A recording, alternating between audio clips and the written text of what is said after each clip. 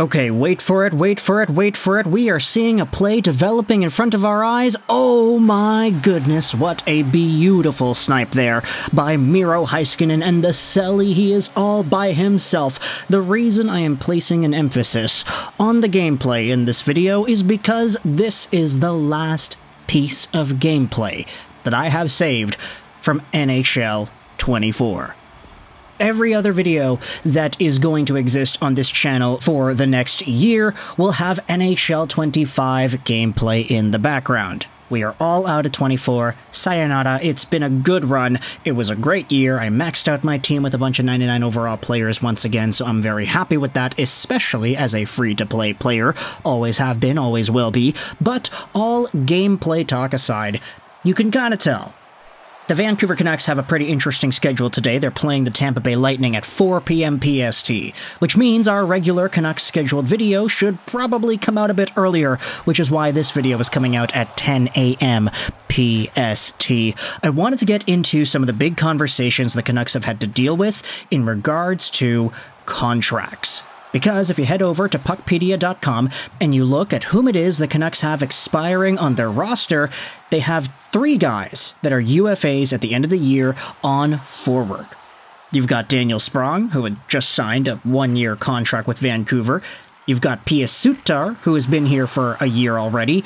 And you also have Brock Boeser, currently signed to a $6.65 million AAV contract. Boeser is on till the end of this upcoming year, and unlike JT Miller, who had already re-signed an extension a while ago, we're kind of trying to figure it out now. Okay, Brock is eligible for an extension. What is the dollar amount that gets that done? Does he even want to stick around in Vancouver? And how much of a raise does he get? Well, to start out this conversation, let's go over onto a video posted by David Pagnotta on the 4th period. This was a collaboration video that he did with Dennis Bernstein, and it's all going to be linked in the description if you want to go ahead and read this yourself. In this video, they do talk about the Vancouver Canucks, they talk about the Dallas Stars, they talk about a bunch of guys, but in particular the 2 contract talks that they go over towards the end revolve around Brock Boeser, and they also revolve around Jake Oettinger. Now, to help us out with what exactly it is that is talked about in this piece, let's go over to NHLRumours.com, where an article published by Mark Asen goes out there and transcribes, what it is David Pagnotta goes out there and talks about. Here's the section that we're referring to: no rush for extensions on Brock Boeser and Jake Oettinger. Dennis Bernstein and David Pagnotta spoke about the Canucks pending UFA forward Brock Boeser and Dallas RFA goaltender Jake Oettinger.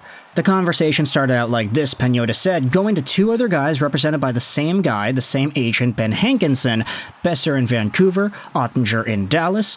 2 separate situations in terms of unrestricted versus RFA, but those conversations are very loose to this point. We'll probably see things progress as the season moves along. Bernstein said, sure. It doesn't sound like there's a rush on either end, on any of the 3 ends, to get a deal done immediately. But conversations will carry out throughout the season between the Canucks and Boeser, as well as the Stars and Oettinger. Bernstein then says, put Brock down for 40 goals. That's my guy. He's going to get 40 and a new contract. He's got that contract drive, so start great, Brock. So yeah, it's going to be interesting to see. And plus, for Oettinger, he's integral, you know. Jake wasn't great in the playoffs last season, and that's one of the reasons they didn't get to the Cup final. A lot of anticipation about Dallas getting to the Cup final and winning it all. So we have to see what happens with Jake and his camp. Now, I wanted to dive into the Boeser talk. We can talk about Oettinger in another video, it's an entirely different thing since he's an RFA. But this article was indeed summarized on a piece on the Canuck Way that I wanted to also talk about here too. Because yesterday, Paul Taylor wrote a piece about the Brock Boeser contract talks. It goes out there and summarizes some of the same stuff that was talked about on the David Pagnotta and Dennis Bernstein clip, how the Boeser situation is kind of still there, conversations are loose, and they would carry out throughout the season, and there was no rush to get a deal done yet. And before we move on, I think that is a pretty good benchmark, because obviously it would be less than ideal for Brock Boeser to go to July 1st without a contract, so Alvin and his team would indeed have to have some work cut out for them in that respect, but also you have to think about where exactly the Canucks' perspective would lie.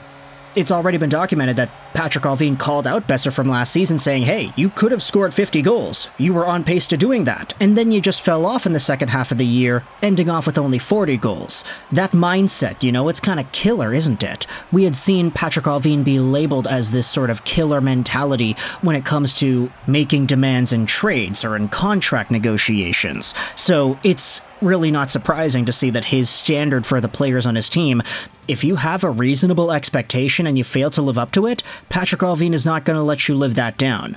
And that was very heavily discussed with Brock Boeser. Hey, you could have had 50, you didn't, you fell off. So if the Canucks are thinking about Boeser in the lens of, hey, he's a guy who can get 50 goals, then who knows where exactly their offer is going to lie. But if Allvin uses that as bait, saying, hey, we think you're good enough to get 50, but you stopped. You took your foot off the gas pedal, and you only ended up with 40. That's going to be an extra $1 million or something off of your next contract offer, Brock. Sorry. It really does get me interested as to where Vancouver is going to take these contract talks, and it's written about here on the Canuck Way article that there is a question as to how much of a pay raise the 2015 first-rounder will receive, with the folks over on Canuck Way projecting his contract at being around an AAV of $9 million. While this still wouldn't put him in the top 10 for best-paid wingers in the NHL, it would still represent excellent compensation. How this fits in from a salary cap perspective for next season at least is interesting for Canucks fans. As per Puckpedia, as things stand, the team has 6 of 23 roster spots open, and with the recent projection of $92.5 million for the 25-26 campaign, cap space of $15,145,000. Overall, the reality is that it's effectively status quo when it comes to Boeser's contract situation, with no real movement from during the offseason. At the same time, however, there should be little for Canucks fans to be concerned about when it comes to getting him signed to a long-term deal to remain in Vancouver. So, what exactly does the Boeser number look like? If it's 8 years, is he in the $9 million range? Is he getting definitively more money than JT Miller, who is only at 8? Does he get 8.5, 8.75? Does he try to force himself into the Elias Pettersson territory, where Pettersson's making 11.6? If Brock gets a 50-goal season, which Patrik Allvin might have in his mind that is possible, then okay, I could understand if Boeser got, let's say, $9 million. It'd be kind of weird seeing Boeser making more money than Miller when you consider that Miller is just straight up the better player, I would say.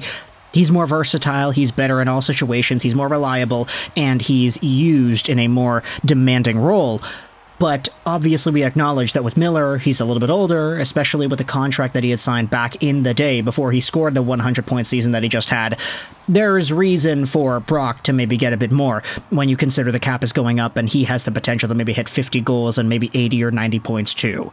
So all in all, it's just going to depend on your perspective here. I want you to let me know your thoughts in the comment section below. How do you feel about the idea of a Brock Boeser extension reaching the $9 million mark? Is this an appropriate number for Brock? And is it all dependent on what he does this season? Has he done enough for you to get into that territory dollar-wise? If not, what do you think is the max you'd be willing to give Brock Boeser? Do you say 8 is the limit because Miller's making 8? Let me know your thoughts in the comment section below. I hope you enjoyed this video. We're going to be coming back in this show here when the Canucks and the Lightning game is over, so stay tuned for that. And bye.